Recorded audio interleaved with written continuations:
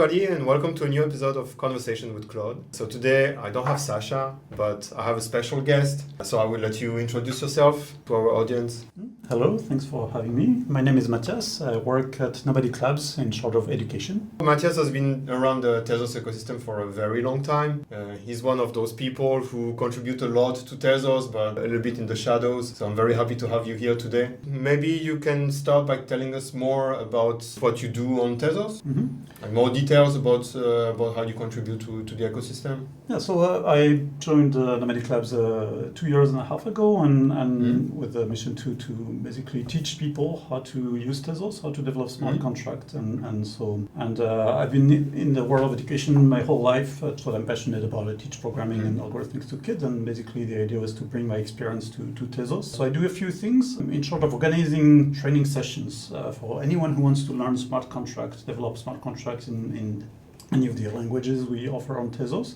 They can come about once a month for 2 days. People can learn to write their first smart contracts and little by little learn about the technology, how to test their contracts, how to deploy them, how to find flaws in the smart contracts and avoid, of course, having flaws in their contracts. And so we have about 30 to 40 people who come each month, and they can talk to people and get help working on exercise, etc. It's very practice-oriented, and it's a very sense of community where people talk to each other, etc. And it's all free, all online. So that's one of the main things I organize with other members of the Tezos ecosystem. I also contribute content to the Open Tezos website, where we try to teach everything we can about Tezos. So again, not only teaching about how to develop smart contracts, but also teaching about how the blockchain works, how baking works, etc. So that to have a resource if you really want to be guided through all the different technical aspects of Tezos, we create content there on Open Tezos for anyone to learn. Okay, great. Could you maybe give us some details about Open Tezos? Like maybe how long it's been running and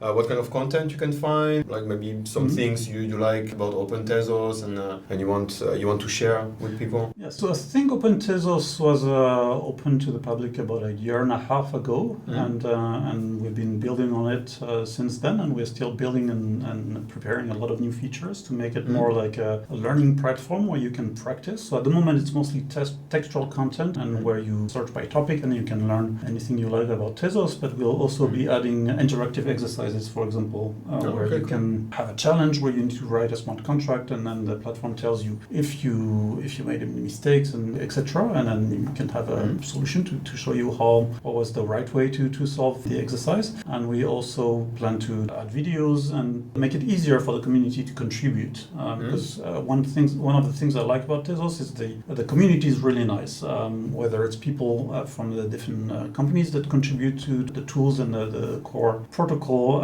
I get to talk to a lot of people, and they're all very easy to work with and very nice. So for example, when I teach about technology, I often need to talk to the engineers to really understand how things work, and they're always willing to help. And also people who build on top of Tezos are usually, I would say, very nice community. So we would like to make it easier for them to in turn contribute to Open Tezos and help improve the content without having to go into technical details of setting up the system locally, etc. But directly from the interface, they would be able to change the content. And so the main content we have on Open Tezos is really a lot of content about smart contracts. And in particular, for example, we have a section that lists all the different types of flaws that you can have on Tezos. Again, another thing that I really like about Tezos that compared to other blockchains, I would say it was designed in a way to reduce the number of flaws that we can have. And so when I prepared this page about flaws, for example, I checked all the blockchains and papers that were written and listing all the types of flaws that can be found in smart contracts on our blockchains,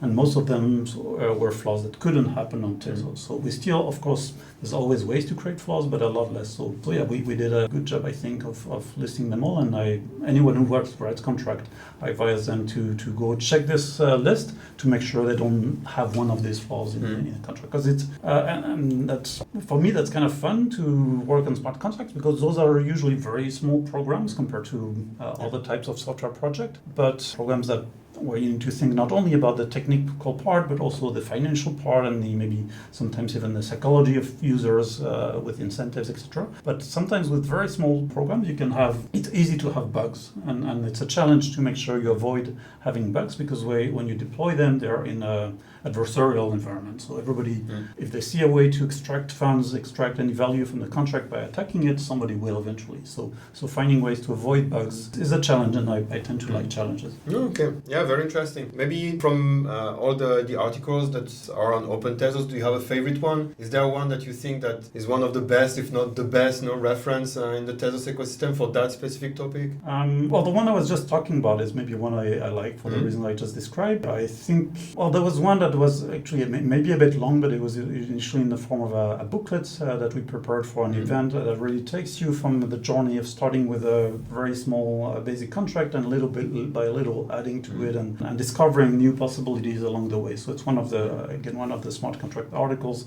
actually split into 2 articles where you basically start with your first contract and then add things and then study flaws, etc. So the path of learning through a set of examples, I think, is a nice way to learn. But of course, the part that I really like is the part that is coming, that I was mentioning earlier, where you can really practice and be challenged, etc. So we're hoping to put that online pretty soon. So that would be my favorite, but for now it's not available yet to the public. Yeah, that would be a great idea. That would be only for smart contracts or also for other aspects, maybe dApp development or other aspects of coding on Tezos. So initially it will be mostly about writing smart contracts, then we'll add exercise about testing contracts, because that's as important, if not more important, than writing the contract itself, is writing the tests. But we will have a bit later exercises, more interactive exercise, where you play with some of the concepts to really understand what's happening behind the scenes. For example, when you send a transaction through your dApp and the whole path that the transaction takes, etc. It's not even for people who've been working on Tezos for a while, it's not that obvious all the different steps that happen. So we have plans to do interactive activities that help you to understand what's really going on behind the scenes, to give you a more intuitive sense of what's going on, so that it helps you when you build your own project to have a clear idea of how things work. Okay, interesting. So you talked about how much you like smart contracts and teaching about them. Is there anything else that you like about Tezos? Something that compared to other blockchains we do better, and you think that's one of the benefits of using Tezos? I mean, about what I really like thinking about the architecture of the blockchain itself. I mean, I'm not involved, that's not something I know as good as I know about smart contracts themselves, but understanding how blockchain works and how Tezos specifically works is something that I think is very interesting, and teaching about it as well, understanding how you go from starting to build a peer-to-peer network to share data and etc., and going all the way to the consensus mechanism, and then how do you scale that, and how do you combine keeping the decentralization aspect with security and with scalability. Those are really interesting challenges that all the engineers work on, and I think it's very, very interesting to learn about it and study about it and teach about it. Okay, great. Is there anything that you would like to add? I guess one thing that I would like to add is I would like anyone who's interested to try to join our next training session. We have one once a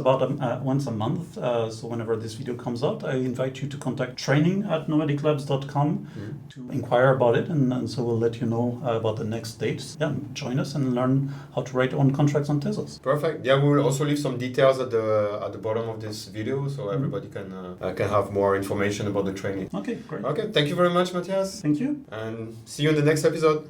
Bye.